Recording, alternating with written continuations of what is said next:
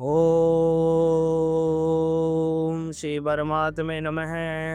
श्रीमद्भागवत महापुराण प्रथम स्कंद 16वां अध्याय। परीक्षित की दिग्विजय तथा धर्म और पृथ्वी का संवाद। सूत जी कहते हैं, शौनक जी पांडवों के महापरायण के पश्चात भगवान के परम भक्त राजा परीक्षित श्रेष्ठ ब्राह्मणों की शिक्षा के अनुसार पृथ्वी का शासन करने लगे। उनके जन्म के समय ज्योतिषियों ने उनके संबंध में जो कुछ कहा था, वास्तव में वे सभी ब्राह्मण गुण उनमें विद्यमान थे। उन्होंने उत्तर की पुत्री ईरावती से विवाह किया। उससे उन्होंने जन्मेजय आदि 4 पुत्र उत्पन्न किए तथा कृपाचार्य को आचार्य बनाकर उन्होंने गंगा के तट पर 3 अश्वमेध यज्ञ किए, जिनमें ब्राह्मणों को पुष्कल दक्षिणा दी गई। उन यज्ञों में देवताओं ने प्रत्यक्ष रूप से प्रकट होकर अपना भाग ग्रहण किया था।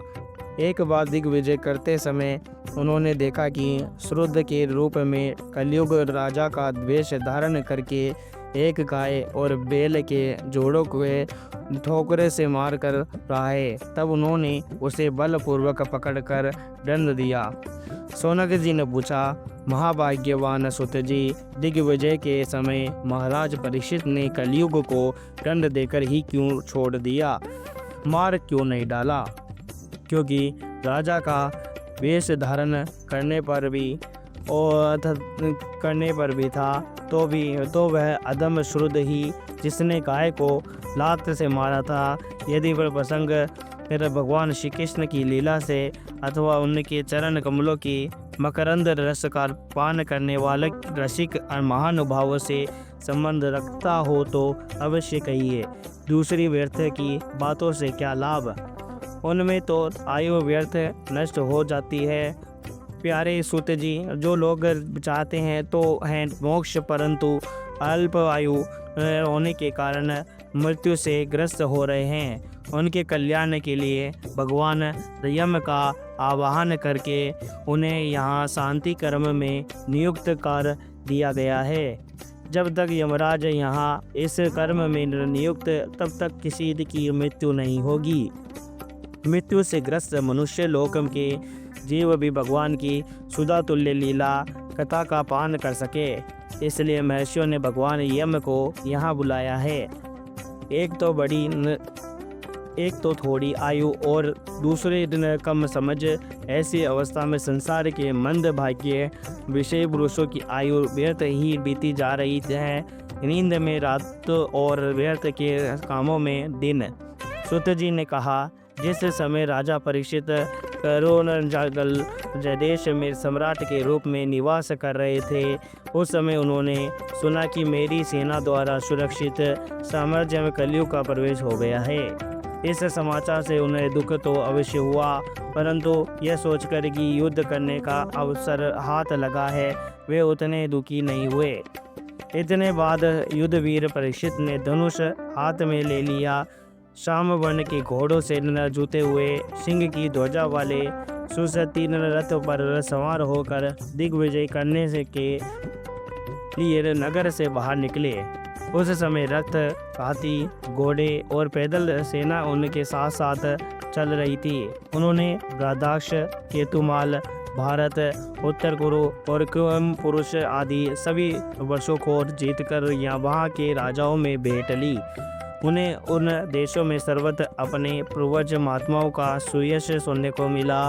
उस यशोगान से पद पद पर भगवान श्री कृष्ण की महिमा प्रकट होती थी। इसके साथ ही उन्हें ये भी सुनने को मिलता था कि भगवान श्री कृष्ण ने अश्वत्थामा की ब्रह्मास्त्र की ज्वाला से किस प्रकार उनकी रक्षा की थी। यदुवंशी और पांडवों में परस्पर कितना प्रेम था तथा पांडवों की भगवान श्री कृष्ण में कितनी भक्ति थी। जो को लोग उन्हें यह चरित्र सुनाते, उन पर महामना राजा परीक्षित बहुत प्रसन्न होते। उनके नेत्र प्रेम से खिल उठते। वे बड़ी उदारता से उन्हें बहुमूल्य वस्त्र और मुनियों की हार उपहार में रूप में देते। वे सुनते ही भगवान श्री कृष्ण ने प्रेम पर वश होकर पांडवों के साथ ही काम किया। उनके सभासद बने, यहाँ तक कि उनके मन के अनुसार काम करने की से उनकी सेवा भी की। उनके सखा तो न थे ही, दूत भी बने। वे रात को शस्त्र ग्रहण करके वीरासन में ऐसे बैठ जाते और शिविर का पहरा देते। उनके पीछे पीछे चलते, स्तुति करते, नर्तता प्रणाम करते। इतनी ही नहीं, उन अपने प्रेमी पांडवों के चरणों में उन्होंने सारे जगत को झुका दिया। तब परीक्षित की भक्ति भगवान श्री कृष्ण के चरण कमलों में और बढ़ जाती है। इस प्रकार वे दिन दिन पांडवों के आचरण का अनुसरण करते हुए दिग्विजय कर रहे थे। उन्हीं दिनों उनके शिविर से थोड़ी ही दूर पर एक आश्चर्यजनक घटना घटी। वह मैं आपको सुनाता हूँ। धर्म बेल का रूप धारण करके एक पेड़ से घूम रहा था। एक स्थान पर उसे गाय के रूप में पृथ्वी मिली। पुत्री की मृत्यु से दुखिनी माता के समान उसके नेत्रों से आंसुओं के झरने बह झर रहे थे। उसका शरीर श्रीहीन हो गया था। वे धर्म पृथ्वी पर से पूछने लगा। धर्म ने कहा, कल्याणी, कुशल में से तो हो ना। तुम्हारा मुख कुछ कुछ मलिन हो रहा है, तुम श्रीहीन हो रही हो। मालूम होता है तुम्हारा हृदय में कुछ न कुछ दुख अवश्य है। क्या तुम्हारा कोई संबंधी दूर देश से चला गया है जिसके लिए तुम इतनी चिंता कर रही हो?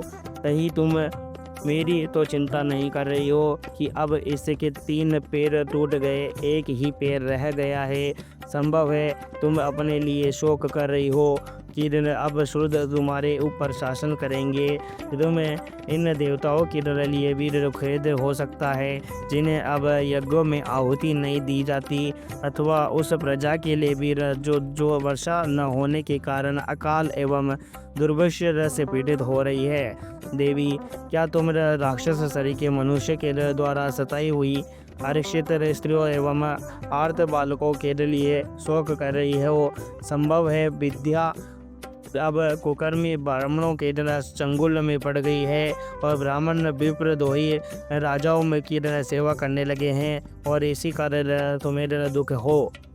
आज के नाम मात्र के राजा तो 16 आने कलयुगी हो गए हैं। उन्होंने बड़े बड़े देशों को भी उजाड़ डाला है। क्या तुम उन राजाओं को या देशों के लिए शोक कर रही हो? आज की जनता खान पान, वस्त्र, स्नान और स्त्री सहवास आदि में शास्त्रीय नियमों का पालन न करके स्वेच्छाचार कर रही है। क्या इसी के लिए तुम दुखी हो? माँ पृथ्वी, अब समझ में आया हो न हो तुम्हें भगवान श्री कृष्ण की याद आ रही होगी, क्योंकि उन्होंने तुम्हारा भार उतारने के लिए ही अवतार लिया था और ऐसी लीलाएं की थी जो मोक्ष का भी अवलंबन है। अब उनकी लीला स्मरण कर लेने पर भी उनके परित्याग से तुम दुखी हो रही हो। देवी, तुम तो धन रत्नों की खान हो। तुम अपने केश और कैलाश कारण हो जिससे तुम इतनी दुर्बल हो गई हो। मुझे बतलाओ, मालूम होता है बड़े बड़े बलवानों में को भी हरा देने वाला काल के देवताओं के द्वारा वंदनीय तुम्हारे सौभाग्य को छीन लिया है। पृथ्वी ने कहा, धर्म, तुम मुझसे जो कुछ पूछ रहे हो वह सब स्वयं जानते हो।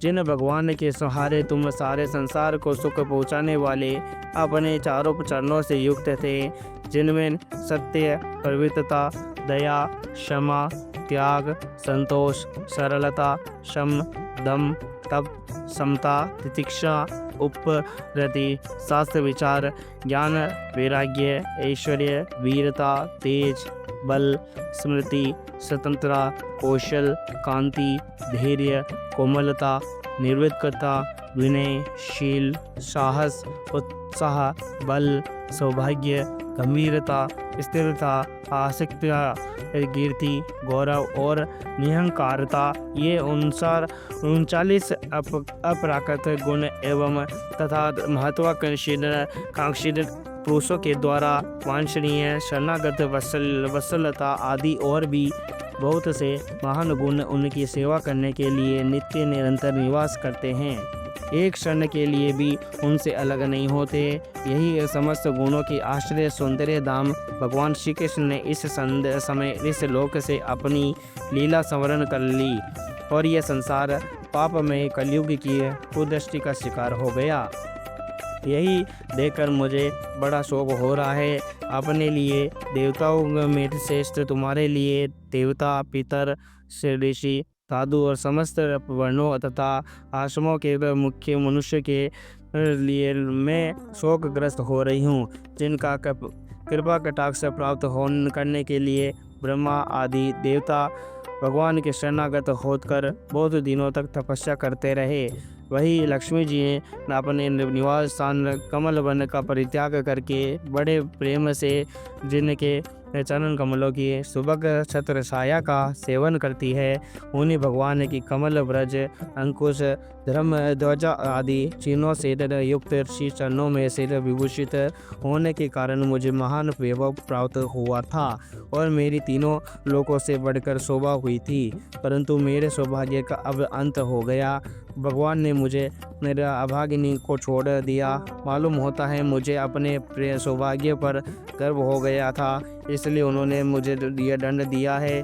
तुम अपने 3 चरणों के कम हो जाने से मन ही मन कुरुट रहे होते, अतः अपने पुरुषोत्तर में से तुम्हें अपने ही अंदर पूर्ण सब अंगों से पूर्ण एवं स्वस्थ कर देने के लिए वे अत्यंत रमणीय श्याम सुंदर विग्रह से यदुवंश में प्रकट हुए और मेरे बड़े भाई बारी भार को और जो असुर वंशी राजाओं की सैकड़ों अक्षोहिणियों के रूप में था नष्ट कर डाला, क्योंकि वे परम स्वतंत्र थे, जिन्होंने अपनी प्रेम भरी चितवन मनोहर मुस्कान और मीठी मीठी बातों से सत्यभामा और आदि मधुर मानी नयनियों के मन के साथ धीरज को भी छीन लिया था और जिनके चरण कमलों के स्पर्श से ही मैं निरंतर आनंद से पुलकित रहती थी। उन पुरुषोत्तम भगवान श्री कृष्ण का विरह भला कौन सह सकती है। धर्म और पृथ्वी इस प्रकार आपस में बातचीत कर ही रहे थे कि उसी समय राजश्री परीक्षित पूर्व वाहिनी सरस्वती के तट पर आ पहुँचे। बोलो श्री कृष्ण भगवान की जय हो।